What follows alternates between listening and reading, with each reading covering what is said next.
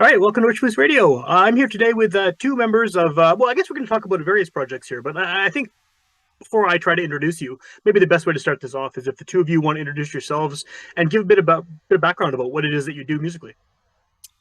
Sure, yeah. I'm Corey Hickaway. I'm in Trío Telfær, obviously, and I have a side project called Yawn Care, which is kind of in the same vein as Trío Telfær. And then I'm a freelance bass player, play with some bands around town, Boy Golden, Mise en Scene, Lucas Roger Band, and Bush Lotus, which Brian also plays in, and a couple other projects that come and go whenever we got the time. Cool. Nice. Yeah, I'm Brian Gluck. Yeah, here with Trío Telfær. My other projects include Amos the Kid, all on drums.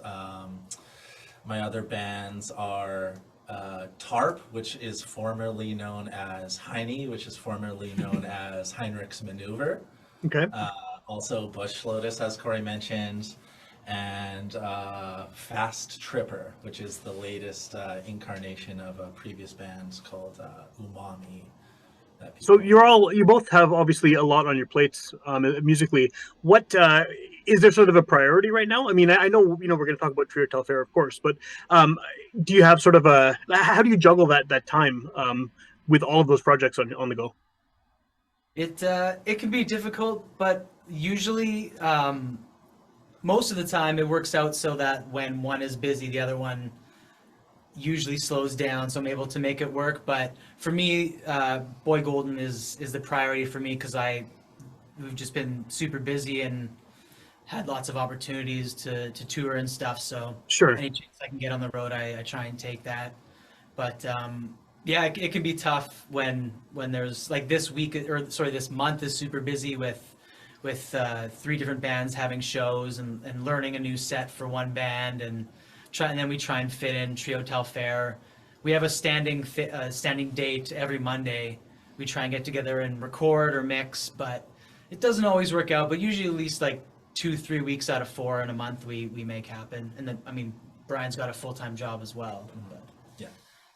Good times. So yeah, scheduling is honestly sometimes a great difficulty, but yeah, it's nice to have like the day locked down with Trío, just like always knowing that like basically Mondays are there for Trío, which is probably the most committed. Like most of my other bands don't stick to a weekly thing, which is what Trío tries to do. So like honestly, yeah, like it seems like Trío gets the most attention out of me and my schedule, but usually Amos the Kid is like next up there, and then like also yeah, kind of depend on the ebb and flow of projects being more busy or less busy, so that you could devote more time here or there, because yeah, you can't play 5 bands consistently. Of course.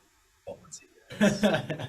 Well, and I guess it's interesting too that both of you are playing in these kind of much more, I don't know the word is, I don't know if commercially successful is the word, but more like sort of a wider, appeal to a wider audience. I mean, all of these projects you're in have kind of wide appeal, whereas Trío Telfær is a little weirder, I think. It maybe has more of a niche audience. What is that like? Is that kind of why this has lasted as sort of a committed thing? Because you can kind of take that experimental side of what you do and then kind of exercise that.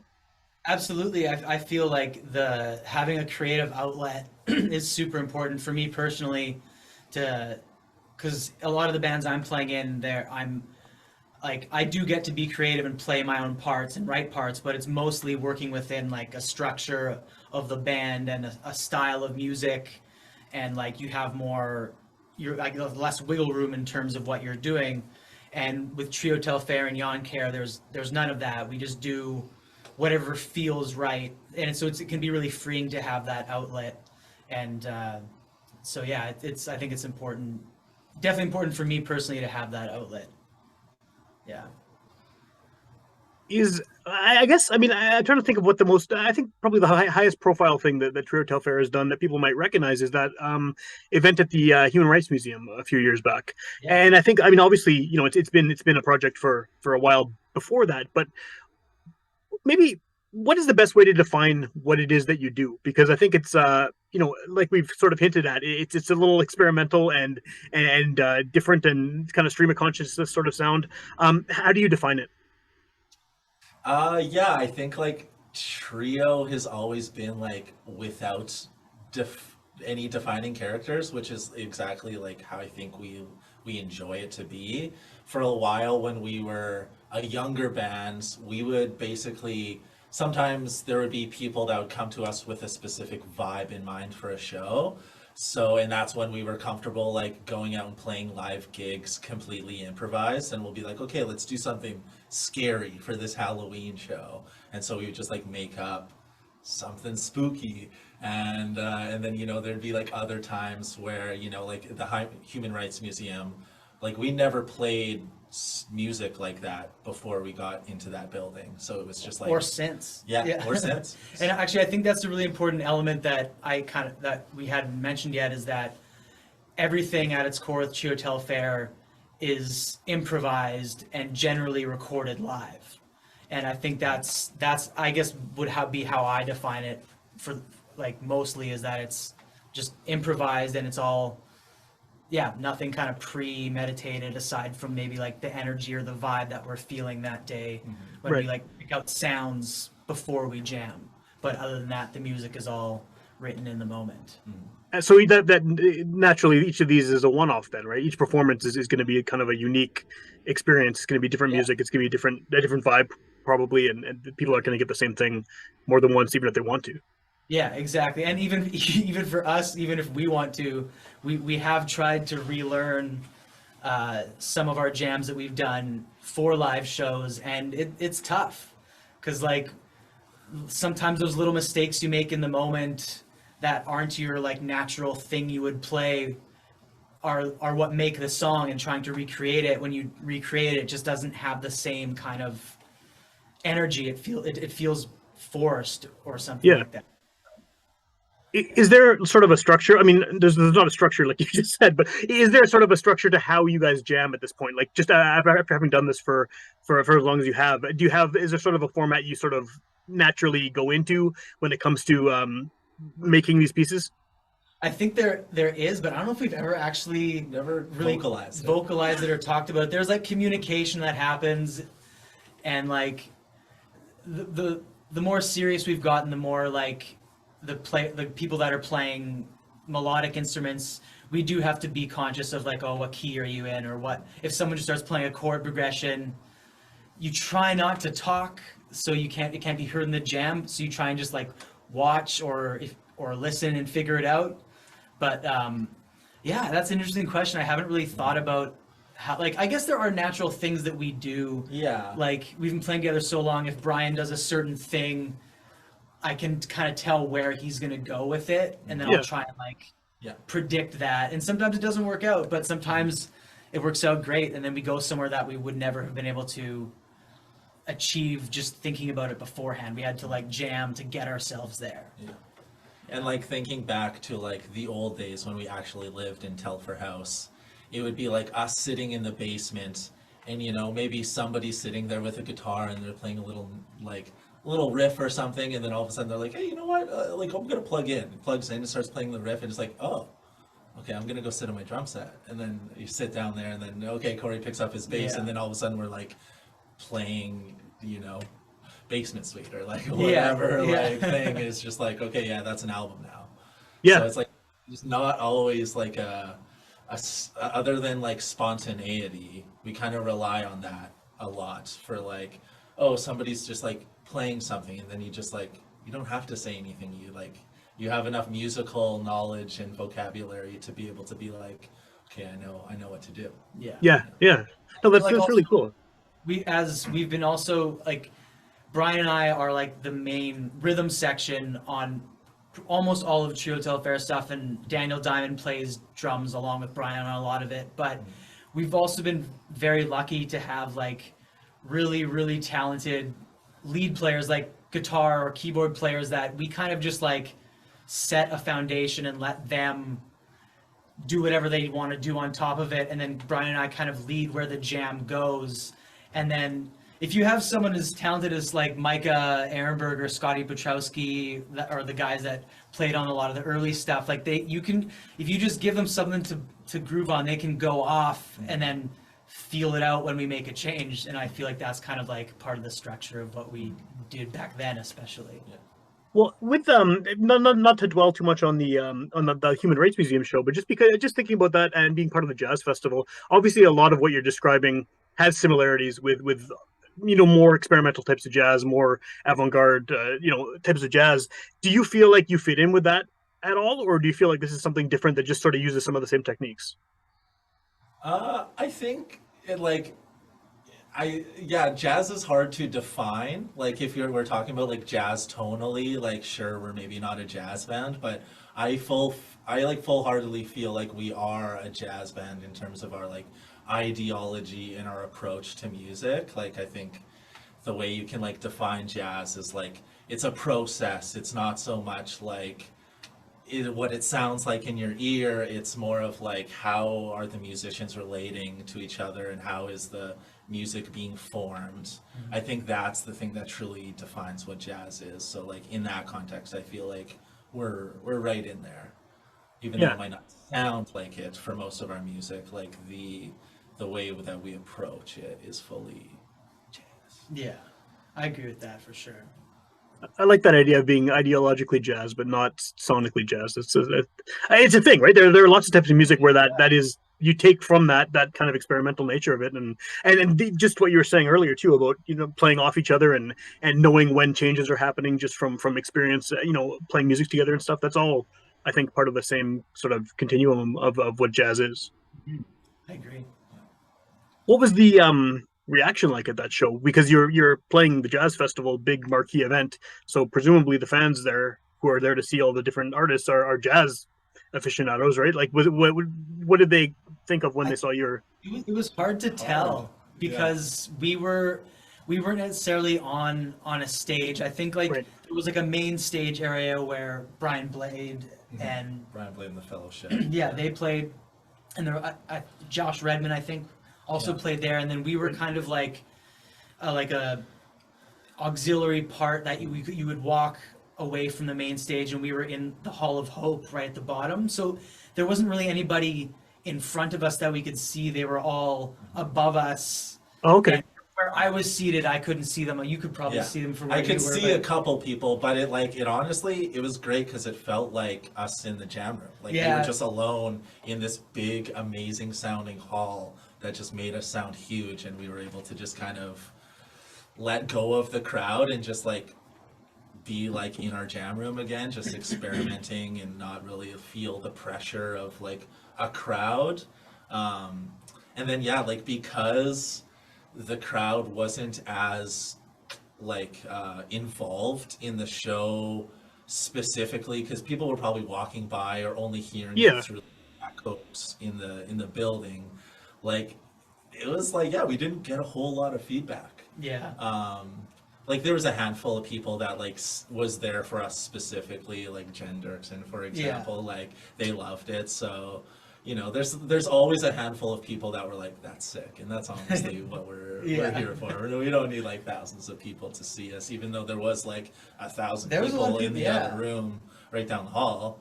But so like I know they heard it, and like I don't know, hope they like it, or hope they have fun, or it made them think or something.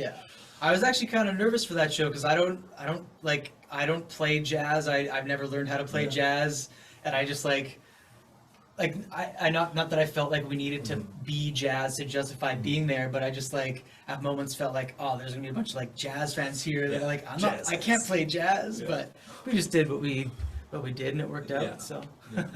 Well, that maybe kind of leads into another question then about, like you said right at the beginning, a lot of what this is you're recording these live performances wherever they're happening, whether it's in your jam space or for example, at the Human Rights Museum. That one I know is on your Bandcamp and stuff too. What is sort of the ideal way to experience this? Would you rather have people watching you do this live, or do you think that they can get the same impact, I guess, from a recorded version of it? That's a good question. Like, I think in the past it would have been seeing it live, but just being in a basement in Yeah. their house. Yeah. And But- because that's where we were most comfortable, but like there's kind of been like in the last 2-3 years our process and sound has kind of changed with the new gear and the new space that we have, and I feel like the best experience is listening to the records, because especially the most recent 3 or 4 are all our best work, I think, and they represent what we want it to sound like.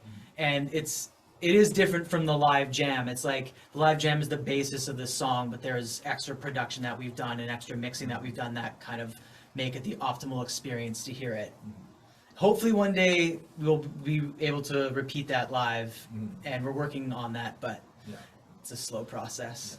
I think it's like, that's one of the things that I really enjoy about Trío Telfær, that I find hard while making music with other projects, is a lot of times the songs you hear from other bands that I'm in, or like in general for a lot of people recording music, is like you're trying to replicate a moment you had in the jam space when you were writing a song for the first time, like trying to hit this solo or like make this change, or like whatever riff you're trying to do, is like that first time you hit it in the jam space is like an ultimate feeling. Yeah. And sometimes in the recording process, when you're trying to recreate that, it's lost a little bit. But with what we do with Trio is like you're hearing us discovering this music for the first time and creating it, and it's like I feel like that's just like such a magical musical thing that that we're able to preserve by like having these be our first moments through these musical movements. Is like you're able to like hear us truly create this thing, rather than like it's it's a approximation of a moment that we had in the past with some other music, like you're hearing the moment. Yeah, I like that. It's not like the 19th time you've rehearsed the same part to make sure you get it right. This is the experience is happening in real time. Yeah. Yeah, and like I was saying earlier, it's sometimes impossible to recreate that. Yeah. And sometimes we're able to do that. Like we had a couple live shows where they were really good. There's a couple on Bandcamp, like Live at the Legion, which is like an amazing show, and we did really well there. But like, I mean, we played a couple other live shows that are not on Bandcamp. Yeah. So it's like I feel like anything that's on Bandcamp is like the way we want you to listen to it. Yeah. And if we're able to like get out there and play a show eventually, like come to that too, because I think it'll be entertaining. But like for now, I think there's so many great moments and great music that we've come up with that's just like sitting out there in the atmosphere waiting for people to listen to it. So Do you have an archive of recorded stuff that's not going to see the light of day? Like, are you recording literally everything you do? Oh yeah. Oh yeah. And we actually there's a folder on the Trío Telfær hard drive that has actually a couple weeks ago Brian and I were looking through it, and I think there's got to be at least like 50 just full like session recordings that have like 2 to 3 20-minute jams on them that are just really bad, or they're so old that bad's not the right word. They're just not what we feel is something we'd want to put out. It's just not the right vibe or whatever. But what was I gonna say? There's somewhere it's just not good, or we just don't. We've moved past the sound of a lot of it, and I feel like it's like a lot of it's from 2014, 2015, where it's like I don't even know if I want to put that out anymore because it just doesn't sound like the stuff that we're able to achieve now. So we'll just keep it for ourselves to giggle over when we listen to it. Yeah, I think most of our like back catalog, we've for the most part like gone through and picked out the good stuff, and like maybe eventually down the line there might be like another like, oh, here's some Trio oldies B-sides or something. But I feel like we have so much material, like we're consistently jamming every week and making more, adding to this like backlog that's gonna keep expanding. So to like go even further back and try and dig into that is like ain't nobody got time for that. Yeah, it's actually overwhelming how much music we're sitting on right now of like recent stuff that we're really excited about that probably won't be able to put out for the next year or so, but Yeah. we've at least got an album or two, Yeah. maybe 3 in the Yeah. hopper that are sitting there ready to go. Well, not sitting there ready to go. Just Yeah, gotta finish pretty mixing, much. but like, There's one that's like basically ready to go, and a couple others that's like picked out. Okay, these are gonna be the songs, and then, I mean, more than a couple. There's probably like, we got a lot of music that can be released in the next while. yeah. So what's I guess that maybe is a good segue into what's in the cards for the near future. I mean, do you have music that's expected to be coming out within the next few months? Yeah, in the next, we just got to finish mastering it. We just finished mixing. It's gonna be called Electro Coma. It's a Okay. little album that, in the similar vein of the last 2 albums we released, that we all of the tracks ended up being recorded on the same day from the same session, and we kind of noticed this pattern where we have, maybe 2 or 3 jams of stuff where there's maybe like 1 or 2 songs, and then there's one day where every jam we are able to take something from, and that is this one that's about to come out. Or I guess 4 of the 5 tracks are all from the same day. And yeah, we're really excited about it. It's definitely our most different sounding record that we've done, even like compared to everything else we've put out. Cool. So really excited about that. So that should be out hopefully early October. We'll have a date soon. Cool. Yeah. And then as far as your other stuff, I mean, again, I know you're both in a million projects, but would you have anything upcoming or recent that you want to highlight from those projects? I know Yoncare released something relatively recently. Yeah, I can't remember the date, but I think it was July. I put out Unlimited Space, which was a record that I've been sitting on been meaning to get out for quite a while, and I finally put it out, and been stoked to have that out. Other than that, some Boy Golden tour coming out, or Boy Golden just released For Jimmy, which is a record we recorded a year and a half ago, and really proud of that. That just came out, and so we're returning that in the fall. Other Cool. than that, that's about it for me. Yeah. Next up on the docket is, I guess, like Bush Lotus we're playing Harvest Moon. Oh, cool. Okay.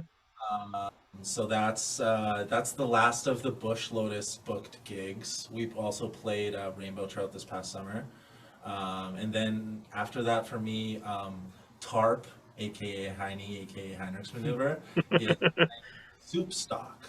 So Okay. it's like that, going back to the old stomping grounds there. That'll be really fun going with those guys. So yeah, that's I think those 2 gigs are basically like the next 2 things for me, and then Amos is a little bit of a break right now, and then we're probably gonna like look forward to like writing some new stuff. Amos in the next before Christmas-ish, we're gonna get together, start jamming again weekly. Cool. There's a lot. I mean, there's a lot. You have a lot of projects on the go. If someone is hearing about Trío Telfær for the first time on this show, or if they already know who you are and they want to, follow what's happening with new releases, upcoming shows, hearing old stuff, what's the best way to follow you online? Bandcamp slash Instagram, I guess. Like, our Instagram isn't super active. We pop in and out every once in a while. Yeah, popping in and out. Yeah, but yeah, honestly, just go to Bandcamp, start listening. Yeah, Cool. Bandcamp, and we're on Spotify, has most of our newer releases. Yeah. But if you want the whole back catalog, Yeah. triotelfair.bandcamp.com, TELFAER. Yeah. And yeah, Yoncare is on Bandcamp and on Spotify and all the streaming services as well. As is Awesome. Amy. Yeah. Spotify. Yeah. Man. Yeah, that's the future, I guess. Yeah. Yeah. Are there any, I know you have a lot of releases with Trío Telfær. Are there any are they all digital only? Like, are they all just streaming, or do you have physical releases of some of them? We've never put out a physical release. It's something we've been meaning to put out a cassette, and we're just waiting for the right time. We're gonna have some cassettes one of these days, Yeah. but we've always just done it so DIY and low effort isn't the right word, but it's kind of the right vibe. Like we kind of just like put it on Spotify put it on Bandcamp, and without ever thinking anybody would ever hear it, and so just kind of kept it up with that. It'd be different if we like played live shows a lot where we could be there selling tapes. But, Of course. Unless someone's really diehard, they're not gonna like seek us out for a physical media. And yeah, for now, honestly, just like listening on Spotify or Bandcamp is the way to go. Awesome.